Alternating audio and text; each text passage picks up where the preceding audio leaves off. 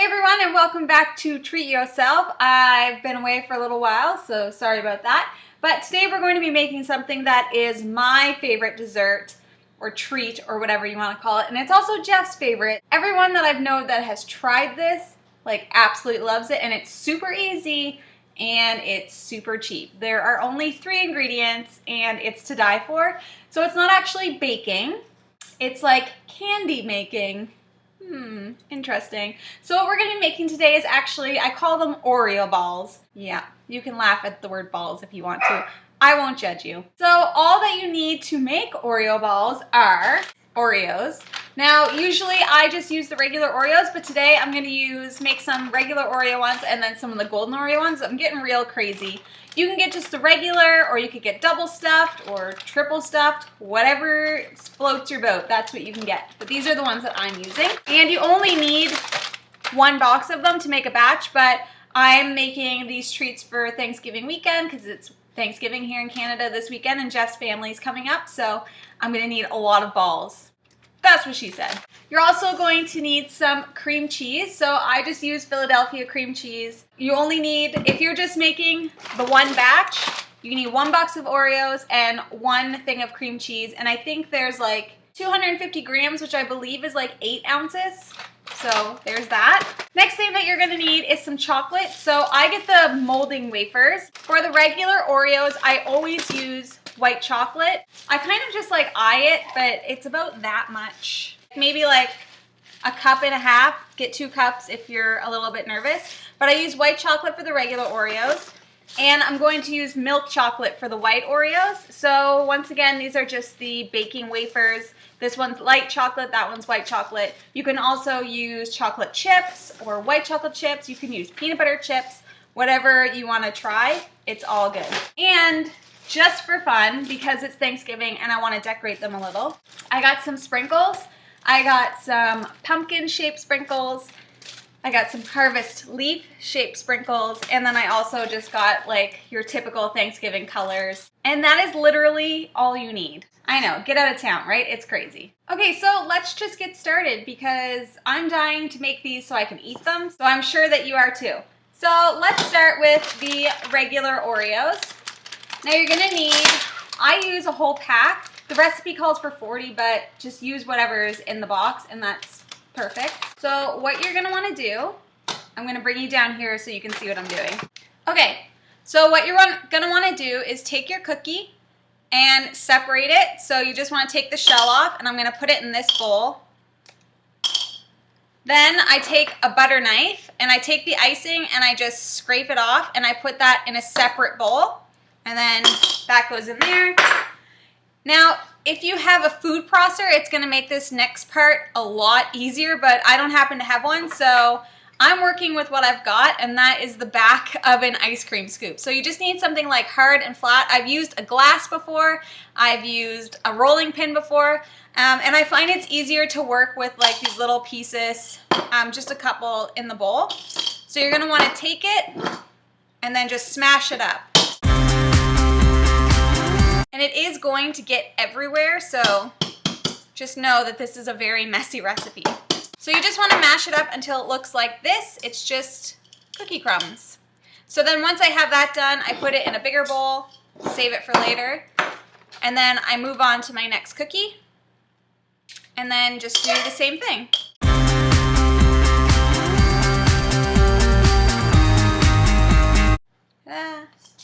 So you keep doing that until you have all of your cookies crushed and put into this bowl. All the cookie crumbs. Now, I know you're thinking that this seems really tedious and pointless because you can just buy Oreo cookie crumbs by themselves. And if that's what you want to do, then go ahead and do that. The only reason why I buy the actual cookies is because I think it tastes way better when I can mix the icing in with the cream cheese. It just gives it an extra little something. I've tried it with just the cookie crumbs before and I just prefer it with the icing. But I always separate the icing from the cookie because when you try to mash up the cookie with the icing in it, it just gets to be this gloopy mess and you can't really crush the cookies as well as you need to. So I separate them. It's just how I roll. I've also done this with Fudgios before, so really you can use any kind of you could probably use any kind of cookie, even chocolate chip cookies, just as long as they're like the crumbly ones, like Chips Ahoy. But yeah, so I've tried it with Fudgios before and that turned out really well. They were super chocolatey and delicious, so keep your mind open. You can pretty much use whatever you want. Now I'm gonna go smash up the rest of my cookies and then I will be right back. Okay, so now that all the cookies are crushed up and super crummy, we're going to make the cream cheese mix. Like I said, if you just have crumbs, then all you need is just the cream cheese, but I like to mix my cream cheese with my icing that I've saved on the side. So what I do is I take my cream cheese, drop it in. Okay, so as you can see, I have my cream cheese. This is where it gets really messy. Take your icing, dump that on top, and now with your hands, make sure that you've washed them. You're gonna dive in and mix it all together. Your hands should be nice and goopy. And now what I do is I take the cookie crumbs and dump them in. And then you just kind of work it all together till all of the crumbs are incorporated in the cream cheese. So I left some over here. Once I get this done, then I'm gonna put this in as well. You really gotta get into it. Like, put your back into it. That's the last of it. And now it's all mixed. So it should look something like this. Delicious. So now you're gonna wanna take a baking sheet, just like this, and you're gonna wanna take some of this cream cheese, just as big or as little as you want, and roll it up into a ball and sit it on the baking sheet. They don't need to be a certain size. It's really totally, it's totally your preference because they're not baking, so.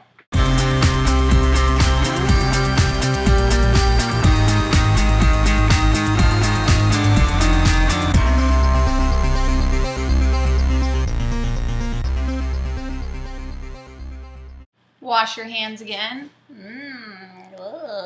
Okay, so now that you have all of your balls rolled, I'm just gonna stick them in the freezer for like 5 minutes, just to kind of get them cool and let them set before we start dipping them in the chocolate. So in the freezer for 5 minutes. And I will be back when I take them out. Okay, so while the balls are cooling, weird sentence. Anyways, while that's happening, we're going to start melting our chocolate down. For the plain Oreo ball, or the dark Oreo balls, I don't know how you want to explain it, I'm just going to take white chocolate and I'm going to put it into this ceramic bowl. And to melt it, I'm going to put it in the microwave. So if you have a double boiler, then please use that, or if you have another way that you prefer to melt chocolate. If you are using the microwave, just make sure that you're using a microwave-safe bowl. I feel like that shouldn't have to be said, but maybe it does. So I'm going to fill mine up about this full. And if I need more, then I can melt more later, which I know I will probably need more. And in order to keep your chocolate smooth so it doesn't harden too fast while you're doing the dipping, I like to put just a little bit of oil in it. I have olive oil right now. You can use vegetable oil, whatever, because you're only just using a very little bit. So I'll show you, like, that's it. Okay? So what I really like about melting my chocolate in a ceramic bowl is that the bowl gets really, really hot, so I put it in the microwave for about 1 to 2 minutes, and then when I pull it out, it's not going to be completely melted, but then I just stir, and because the bowl is so hot, it'll actually melt the chocolate for me, and that prevents any kind of like burning, because you need to be really, really careful with chocolate, because if it burns, then it's completely ruined. So I'm going to pop this in the microwave for 1.5 minutes, and then I will show you what I mean. So as you can see, I'm going to lift this up. They're still in big pieces. So all I do to get it melted is just stir it around. And now it's starting to get nice and liquidy.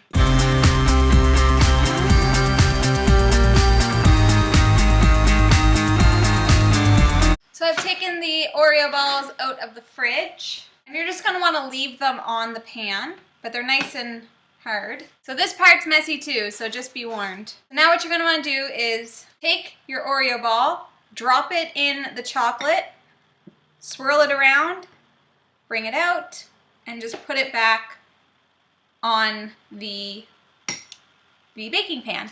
And then you're going to want to decorate it while the chocolate's still wet. So I'm going to put this on this one, and then on the next one, I'll do some pumpkins. And then on the next one, I'm gonna do some leaves. So you could do a mix of them, whatever you wanna do. And then keep going until all your Oreo balls are coated in chocolate and sprinkles. So when you have them all dipped and decorated, they should look something like this. And now you can take these and put them in the fridge or the freezer for another 5 to 10 minutes until they set. It takes very little time, and then once they're set, all you do is eat them. Like, just enjoy them. And I recommend keeping them in the fridge because, of course, there's cream cheese and stuff in them, and they're way better cold. So, yes. So this is the end of the tutorial. These are Oreo balls. They are amazing. They are delicious. And I promise you, everyone that eats these is going to be like, how did you make these? They're amazing. So, there you have it.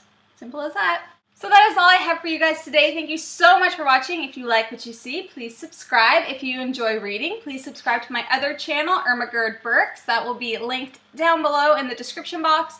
And so will all the ingredients and the recipe and everything like that. Give me some suggestions of things you'd like for me to make. Who knows? Could be anything. And I hope to see you guys again soon.